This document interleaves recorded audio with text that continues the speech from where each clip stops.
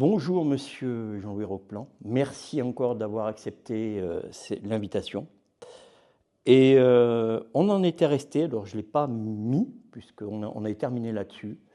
Vous vendiez tout au puits avec votre épouse pour suivre votre fille qui partait en Espagne et au bout d'une semaine a changé de copain. Mais vous êtes resté en Espagne. Donc ça m'a... Et on avait parlé de voyage, de création. Donc le thème, ça va être le voyage, la création. Et si on a du temps, on parlera de votre dernière création qui est en répétition. Et on terminera avec ça. Eh bien, à vous, Jean-Louis. Eh bien, allons-y. Bon, les voyages, bon, je suis né à Limoges par accident, je l'ai déjà dit. Mais je suis Pono, Volave. Mes grands-parents, j'étais élevé à la campagne à Malpas. Donc, mon premier voyage, en vrai, c'est de quitter le Puy pour aller avec ma mère, qui accouche de moi à Limoges. C'est le premier voyage. Je reviens au Puy, ça n'a pas duré bien longtemps, le temps qu'on reste à la maternité. Donc, ma vie limougeaude, ou limougeaude, je crois, était courte. Et puis après, ben, j'étais là. Bon, j'étais un peu attiré par les voyages, hein, l'envie de l'ailleurs. À 19 ans, je devance l'appel pour entrer dans la marine, comme Bob. Enfin, il n'a pas devancé l'appel, lui, mais il était dans la marine. Et pas mal de gens de Langeac, d'ailleurs, de la belle journée. Il y a plein qui sont à la Royale, je l'ai découvert. Bref, je devance l'appel en me disant, je vais voyager sur un bateau, ICO.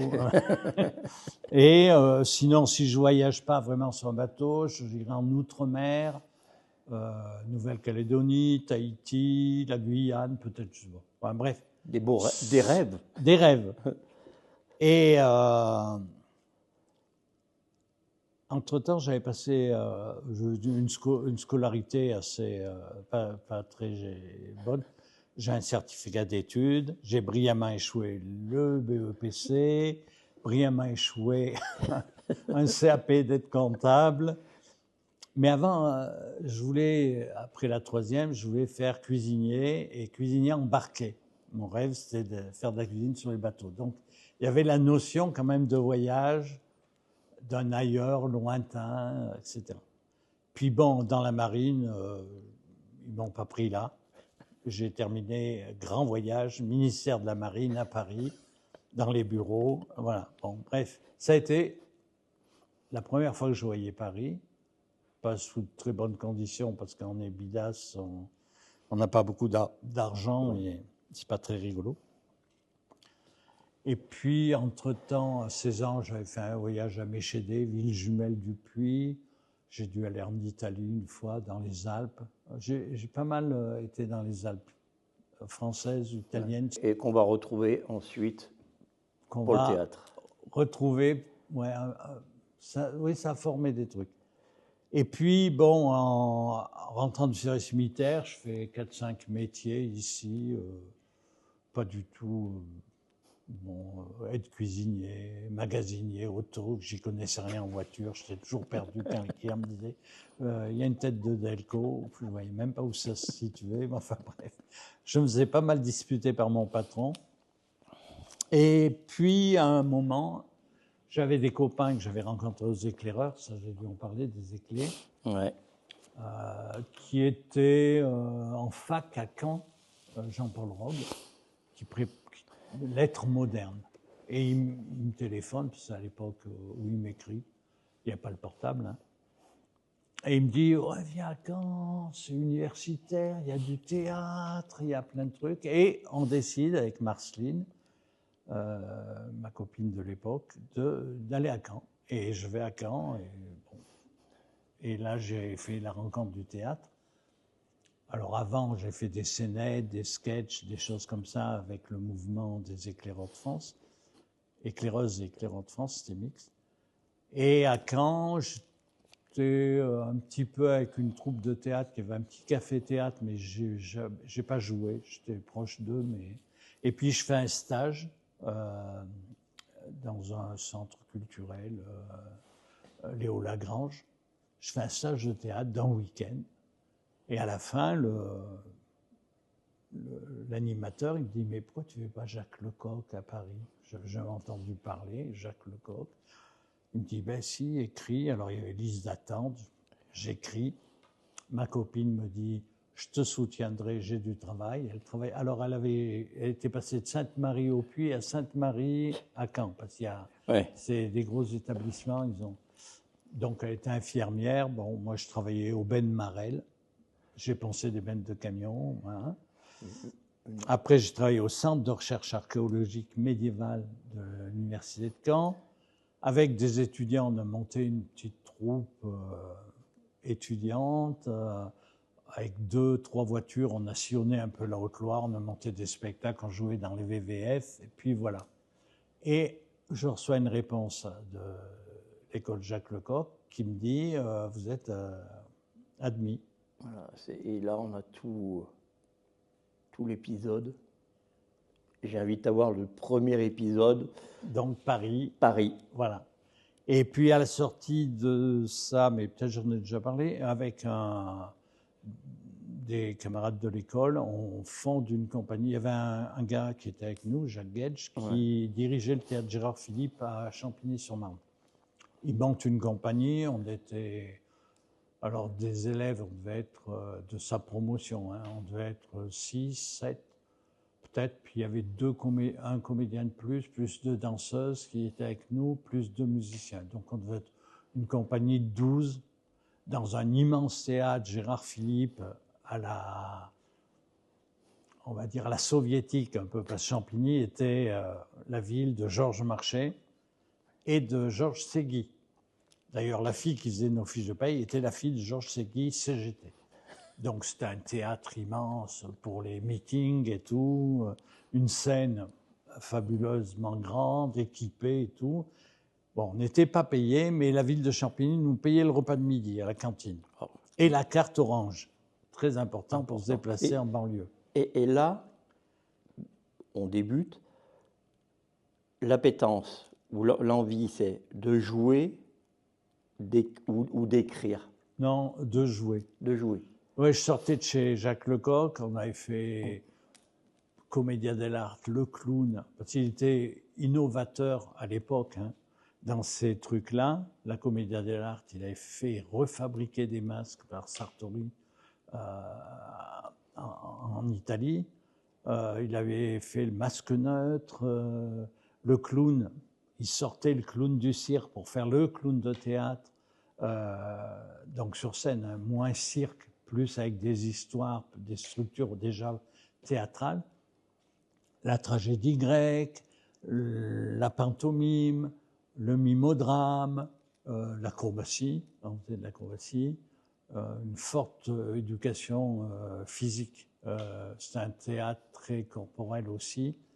Et puis, donc, on sort de l'école et puis on se dit, ben, ça y est, maintenant, faut jouer. J'ai ce copain, Jacques Guedge, qui dit... Non, d'abord une copine qui me dit, viens, c'est pendant l'été. J'étais à Langeac, justement. Elle m'envoie un télégramme, elle me dit, j'ai besoin de quelqu'un en Alsace. On joue dans les petits villages de son coin, elle est du Sungo, là-haut, vers Altkirch, tout ça. Enfin, elle me dit, viens. Alors, j'y vais en stop. Et je participe à cette expérience qui a dû me marquer, puisqu'on va la retrouver après, de théâtre en milieu rural. On jouait dehors, donc il fallait aller demander 2 bottes de paille. Heureusement, j'étais avec un des comédiens qui était alsacien, et il parlait en alsacien, parce que les portes s'ouvrent et on vous parle en alsacien. Oui. Donc, mais c'était génial, hein. Ça me plaisait beaucoup. Donc j'ai travaillé avec elle. On revient, elle aussi avait été embauchée à Champigny avec moi dans l'équipe. Et on monte la compagnie du Pain d'Orge. Et on va faire la première création, c'est Sinbad, un spectacle sur les 1001 nuits, Sinbad le marin, qu'on a peu tourné, parce que déjà il fallait un grand espace, à la Maison de la Culture à Grenoble, sur un plateau tournant, à Caen. Puis on a fait quelques dates comme ça, mais la compagnie était lourde, 12 personnes, ça coûte cher, bon. Et à l'intérieur de... Après, on a fait un spectacle avec le Pain d'Orge qui s'appelait Jour après jour, fenêtre après fenêtre, qui était après une enquête menée auprès des gens qui vivaient dans les grands ensembles en banlieue. Donc, on parlait de leurs problèmes, etc. On a fait un cabaret théâtre, là. Et puis, avec un de mes camarades, collègues, Gilles Zepfel, nous, on était... bon, la compagnie était assez PC. Hein. Elle était marquée, on n'était pas là par hasard. Hein. Et avec Gilles, on passait un peu pour les gauchos de service. Mais bon, on s'entendait bien, hein, sauf qu'il y avait des discussions très animées sur les détails de l'histoire et de la politique. Des fois, c'était... Oui. Et donc, avec Gilles, nous, on trouvait qu'on jouait pas assez, quoi. Et nous, on avait envie de bouger. Et on se dit, ben, à tous les deux, on va monter un spectacle léger, aucun avait le permis, qu'on pourra tourner en stop. Bon, c'est bon, voilà. Et entre-temps, il y a un metteur en scène allemand qui fait passer des auditions pour un spectacle à Munich. On passe l'audition, il y avait de la danse, c'était un spectacle musical un peu. Alors moi je me débrouille bien, c'est un truc que je possède assez bien, et puis je suis pas pris.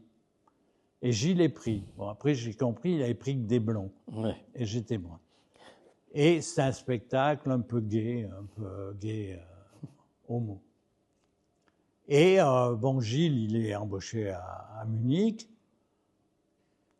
Il me dit, ben viens parce qu'on répète que telle heure à telle heure, c'est des services. Il me dit, le reste du temps, on pourra travailler sur notre prochain spectacle. Donc j'ai passé un mois à Munich, à l'English Garten. Quand il répétait pas, on était sur la pelouse en train de parler de notre projet.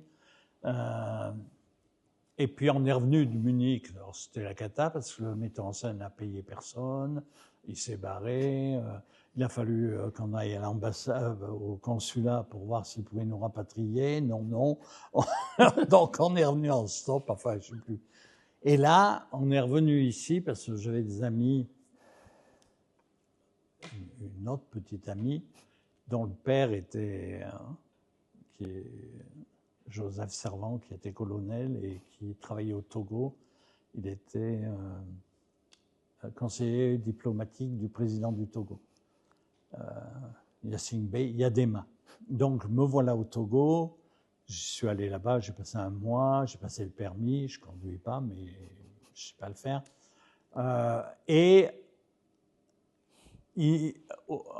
Comme l'été, ils partaient tous, lui, il était au Togo, mais sa famille le rejoignait. Donc, il y avait une grande maison à Brive avec un parc et on l'avait à dispo. Donc, pour répéter, c'était super. On répétait dehors, dans le parc.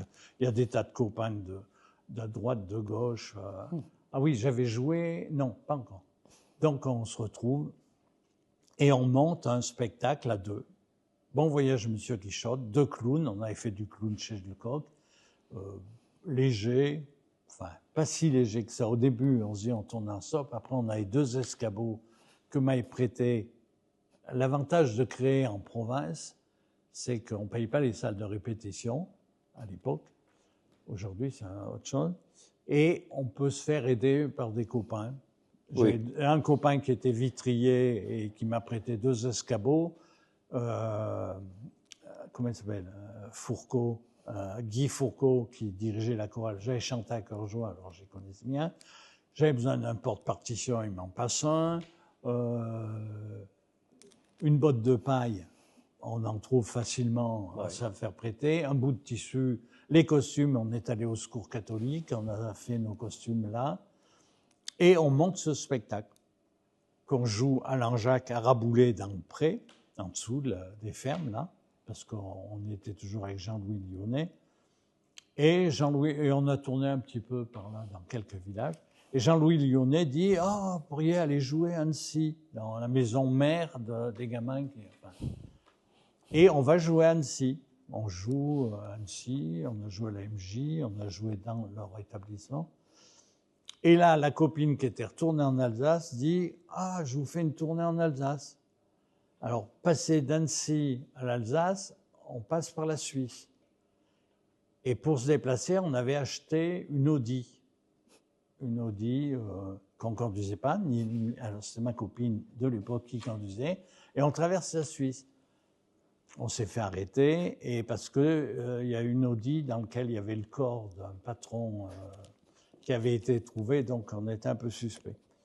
Enfin, on passe en Alsace ou l'inverse, l'Alsace, je ne me rappelle plus.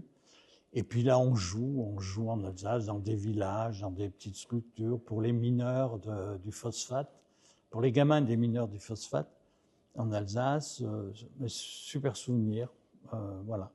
Et on revient sur Paris, où on trouve un contrat à un café-théâtre qui s'appelait l'Orange Bleu. Et là, c'est là que ça décolle un peu, parce que il y a un journaliste du Monde qui fait un petit entrefilet sur nous, travail de clown superbe, etc., etc.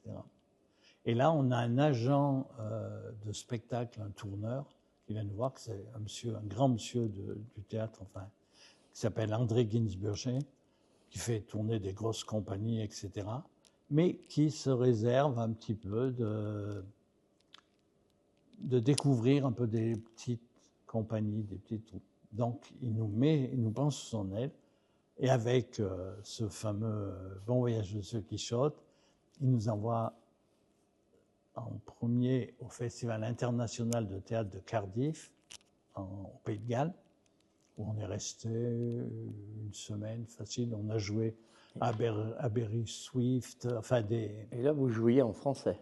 Oui, oui. Mais non, on a même fait une traduction, enfin pas tout le texte, mais on avait un espèce de petit carton et on jouait dans des collèges et lycées du Pays de Galles et à la fac, dans des théâtres. Mais quand on a joué, c'était un lycée, je crois, les élèves qui nous accueillaient, on dormait chez l'habitant.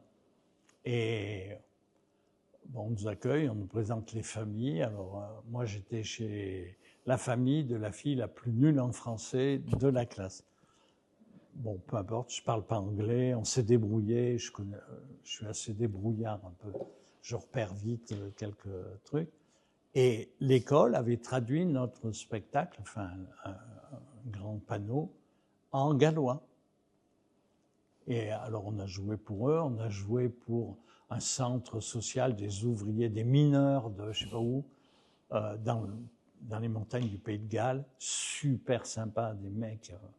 Alors vraiment un public ouvrier, mais très très très sympa. Donc on fait cette tournée, il y avait des Américains, des Italiens, il y avait je ne sais plus combien de pays. Puis après, ils nous envoient en Espagne. Donc on part d'un festival à côté de Barcelone.